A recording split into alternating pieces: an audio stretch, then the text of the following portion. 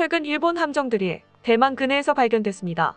일각에서는 일본이 중국을 향한 항행의 자유작전을 펼친 것이다 말하고 있지만 일본 해상자위대는 그저 태풍을 피해 대만 근처까지 왔을 뿐이라고 답했는데요. 그런데 많은 해양 전문가들은 일본 해상보안청이 단순히 태풍 피항을 했다고 하기에는 일반적으로 통용되는 피항법과 맞지 않다고 지적하며 뭔가에 쫓기는 듯한 항적을 보였다고 전했습니다. 그러면서 군 전문가들은 해상보안청이 중국 잠수함에 의해 미행을 당해 대만 근처까지 오게 된 것이 아니냐는 추측을 내놓고 있는 상황입니다. 이에 일본 군사 능력의 의심이 커지자 일본의 몇몇 현실주의자들은 한국과 군사적 연계를 강화해야 한다는 목소리를 내놓고 있는데, 그 이유는 한 미국 자문단체가 일본을 동맹에서 제외해야 한다는 의견을 내 일본 내에서 상당히 긴장하고 있는데요. 과연 일본의 함정들이 왜 대만 근해에서 발견됐으며 전문가들이 왜 일본이 중국 잠수함에 쫓기고 있다고 말하는지와 미국이 왜 일본을 동맹에서 제외해야 한다고 주장하는지에 대해 알아보겠습니다. 최근 한국이 발간한 국방백서에서 주적의 범위를 북한으로 한정지었던 과거와 달리 한국을 위협하는 주변국으로 설정한 것에 대해 일본이 상당히 당황해하고 있습니다. 전문가들은 일본이 이렇게 한국이 발간한 국방백서에 당황하는 이유에 대해 설명했는데요. 그 이유는 일본 자민당이 혐한을 통해 극우 지지층을 확보하며 선거에서 항상 이겨왔지만 막상 현실은 보지 못했다고 말하며 앞으로 한국에 힘없이 중국과 싸워야 되는 결과만 가져왔다는 것에 매우 혼란스러워하고 있다는 것입니다. 특히 한국이 일본의 등을 돌리게 되면 수출 규제로 위기를 맞았던 지소미아가 정말 파기될 것인데, 일본은 한국만큼 주변국을 24시간 정찰할 만한 자산들이 충분치 않다는 것에 일본 내 우려의 목소리가 커지고 있습니다. 이래로 북한의 순항미사일 관련해서 일본은 북한이 미사일 발사를 했다는 것도 모른 채 북한의 보도가 있은 후에 알게 됐지만 한국은 이를 탐지하고 대응하고 있었다고 밝혔는데요. 합동참모본부에 따르면 한국군은 북한이 미사일을 발사했던 날 오후 12시 34분과 12시 39분에 휴전남도 양덕 일대에서 동해상으로 발사된 단거리 탄도미사일 2발을 포착했다고 밝히며 이번 발사체의 비행거리는 약 800km, 고도는 60여 km로 탐지했다며 세부 재원은 한미정보당국이 정밀 분석 중이라고 알렸습니다. 이는 일본이 얼마나 군사 탐지 장비와 첩보가 허술하다는 것을 증명한 사례가 됐고, 한국 없이는 중국은커녕 북한도 상대하기 힘들다는 것을 자각하게 만들었습니다. 그런데 최근 일본 해상보안청이 이해할 수 없는 행동을 보여 논란이 되고 있습니다. 일본 해상보안청의 함정이 대만 해협에 무더기로 투입된 것인데요. 대만 연합보의 보도에 따르면 헬리콥터 탑재 순시선인 우루마호 등 일본 해상보안청 함정 7척이 대만 해협에 진입했다고 보도했습니다. 대만의 해양경찰인 해양순방선은 일본 함정들이 태풍 찬투의 위험을 피하기 위해 대만 해협에 들어왔다고 밝혔습니다. 그러면서 일본 함정들이 대만 해협 중간선에 동쪽 공해에 머물렀고 대만의 영해에 들어오지는 않았다고 부연했는데요. 일본 해상보안청 역시 표면적으로는 피항 명분을 댔습니다. 일본 해상보안청 함정들이 대만 해협 진입 당시에 찬투가 대만 일대를 지나고 있었던 것은 사실이라 일반인들이라면 충분히 순응하면서 넘어갈 수 있었던 이유였습니다. 하지만 기상, 항해, 군사 전문가들은 일본 해상보안청의 행동에 굉장히 이상하다는 점이 있다는 것을 발견했는데요. 우선 기상 전문가와 항해 전문가들은 일본의 함정들이 위험을 무릅쓰고 태풍의 오른쪽인 위험반원을 향해 대만 해협 근처까지 갔다는 점입니다. 항해의 기초만 공부하더라도 태풍이 접근하고 있을 땐 위험반원인 태풍의 오른편을 피해 역방향으로 피항하거나 가항반원인 태풍의 왼편으로 이동하는 것이 상식인데요. 항해 전문가들은 일본 해상자위대가 하급 항해사들도 아는 상식에 반하는 기동을 보였다며 의문을 제기하고 있습니다. 또한 기상 전문가들은 태풍의 이동 경로가 수일 전부터 예상됐다는 점에서 일본 해상보안청 함정들이 오키나와 등 인근의 자국 섬 연안으로 이동해 피항하는 것도 가능했다고 전했습니다. 하지만 일본 함정들은 그렇지 않고 굳이 먼 대만 해협까지 간 것에는 이해할 수 없다고 말하고 있습니다. 일부 군사 전문가들은 이번 일본 함정들의 움직임을 미국이 대중 압박 차원으로 대만 해협에서 진행 중인 항행에 자유작전을 지원하기 위한 성격도 띠는 것으로 분석하고 있는데요. 그렇게 생각한 이유는 대만 해양순방서가 일본 함정들이 대만 해협에서 자유항행을 했다고 강조했기 때문입니다. 하지만 다수의 군사 전문가들은 생각이 달랐습니다. 도대체 일본이 얼마나 미국에 충성하고 있고 대만을 각별하게 생각하면 위험한 태풍을 뚫고 대만 해협까지 갈 수 있겠냐고 의문을 표출하고 있습니다. 이것은 단순히 대만 해양순방서의 일방적인 주장이었고 그들 외엔 누구도 일본이 항행에 자유작전을 펼쳤다고 발표한 것이 없었습니다.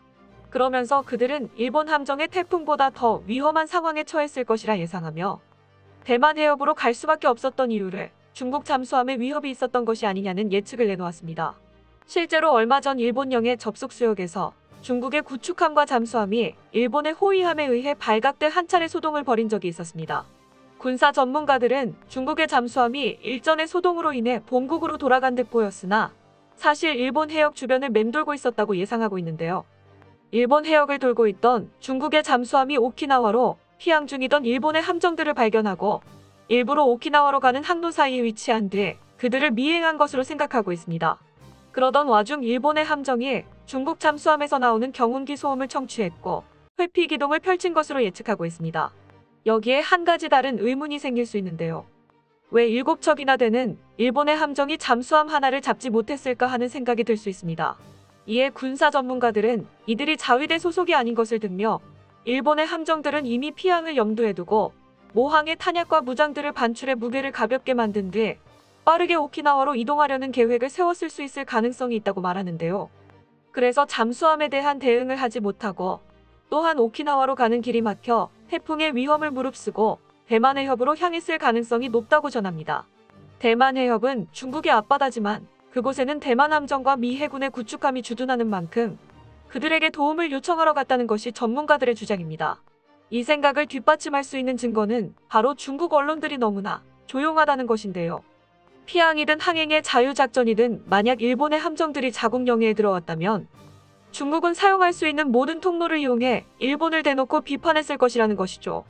하지만 어떤 곳에서도 중국이 일본을 비판하는 것을 볼 수 없는데 이는 중국이 잠수함으로 일본의 함정들을 미행한 것을 드러내고 싶어 하지 않기 때문이라고 말하고 있습니다. 최근 일본이 군사작전에서 무능한 모습을 보이자 미국 내에서는 일본과 군사 동맹을 끊자는 목소리까지 나오고 있는데요. 미국의 군사 외교 분야 싱크탱크 케이토 연구소의 더그 벤도우 선임 연구원은 동맹들과의 문제, 이제는 몇몇 나라들과 동맹을 끊을 때가 왔다라는 제목의 글을 게재했습니다. 벤도우 선임 연구원은 몇몇 나라들을 소개하며 비판했는데 일본 같은 경우 그 비판 수위가 더 강했으며 일본과의 친선을 꼭 끊어야 한다고 주장하고 있습니다. 그는 일본을 풍부하고 깨끗하고 공손하고 복잡하고 다르고 흥미로운 나라로 표현하면서 국가로만 본다면 괜찮은 나라라고 소개했는데요. 하지만 중국과 북한이 군사적으로 더욱 활발해졌음에도 일본은 언제나 무거운 군사적 문제를 미국에 의존하면서 자국에게 위험하거나 불리한 상황이 오면 평화헌법 뒤에 계속 숨어왔다고 주장했습니다. 특히 벤도우 선임 연구원은 일본이 과거 몇 년 동안 국방비 지출을 GDP의 1%로 제한하면서도 준수한 군사력을 보여왔지만 최근에는 그 수준에도 미치지 못했다고 말하고 있습니다. 일본의 대중국 견제에서의 역할은 중국 해군이 태평양으로 나오지 못하게 봉쇄하는 역할이었는데 최근 일본의 해상자위대가 그 역할을 제대로 못하고 있는 모습을 보이고 있습니다. 최근 대형 구축함을 포함한 중국 군함 4척이 알래스카 부근까지 접근해 미국의 EEZ, 즉 배타적 경제 수역 안에서 항해한 것인데요. 미국 EEZ에 진입한 중국 군함은 만통급 055형 구축함인 난창함과 051기형 구축함인 구이양함, 그리고 정찰함과 보급함 등이었습니다. 이번에 알래스카까지 접근한 중국 군함들은 일본 홋카이도와 러시아 사할린 섬 사이의 소야 해협을 지난 것으로 알려져 미국은 일본의 군사작전 능력에 대한 불신이 더 커진 것으로 파악됐습니다. 넓은 태평양 너머 적이 미국 본토 코앞까지 왔는데 이는 미국 입장에서 당연한 반응이었습니다. 그러면서 벤도우 선임 연구원은 동맹들이 미국의 이익에 도움이 되지 않는다면 이제 변화가 필요한 때라고 말하며 더 이상 동맹의 역할을 못하고 있는 동맹국들과는 관계를 끊어야 한다고 말했는데요. 이런 소식은 일본 내에서 일본의 언론을 통해 빠르게 퍼지고 있습니다. 일본 내 현실주의자들은 미국과의 동맹이 끊어지게 되면 일본은 군사안보의 고립 상황이 온다며 특히 미국으로부터 공유받는 첩보들이 끊기게 된다면 한국의 지소미아에 의존할 수밖에 없다고 말하고 있습니다.